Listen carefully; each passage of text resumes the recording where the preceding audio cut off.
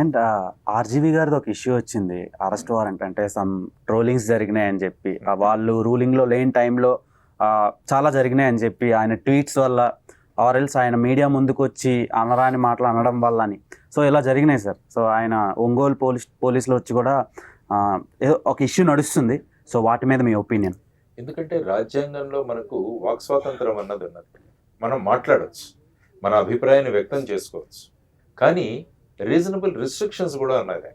Article 19(1)తో పాటు 19(2) కూడా ఉంది. కొన్ని నామ్స్ ఉంటాయి. అంటే నేను ఏ పరిధిలో చేయాలి, ఇప్పుడు ఫుట్బాల్ గ్రౌండ్ ఉంటే ఆ ఫుట్బాల్ గ్రౌండ్లో అని ఆడాలి, నేను బయట ఆడకూడదు.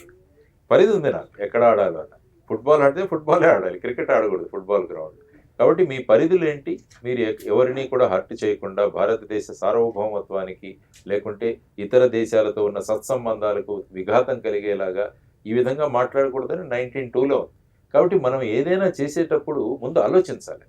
మన భారతదేశంలో ఉన్న ముఖ్యమైన సమస్య ఏంటంటే చట్టాలు వాటి గురించి అవగాహన చాలా తక్కువగా ఉంటుంది. నాకు భావ స్వాతంత్రం ఉందని తెలుసుగా, కానీ దాని మీద రిస్ట్రిక్షన్స్ ఏంటన్నవి తెలుసుకోవాలి. ఎందుకంటే ఇప్పుడు వేరే వాళ్ళు నన్ను విమర్శిస్తే నేను ఆ విధంగా ఫీల్ అవుతాను డెఫినెట్గా.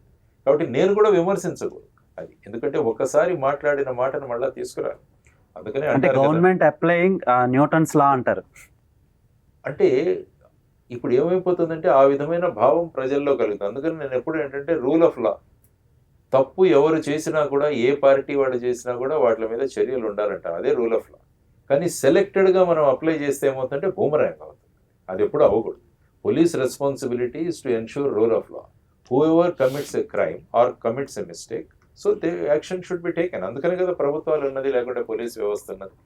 కాబట్టి ఇప్పుడు చూద్దాం. ఎందుకంటే ఎవరు చేసినా వారి మీద ఏదో వారెంటో ఏదో నోటీస్ ఇవ్వడానికి పోలీసులు ప్రయత్నం చేస్తున్నారని విన్నాం. చూద్దాం. రేపు ఫైనల్గా ఏంటంటే పోలీసులు అనుకుంటున్నది ఫైనల్గా కోర్టులో అది నిర్ధారించబడాలి. అది మన వ్యవస్థ.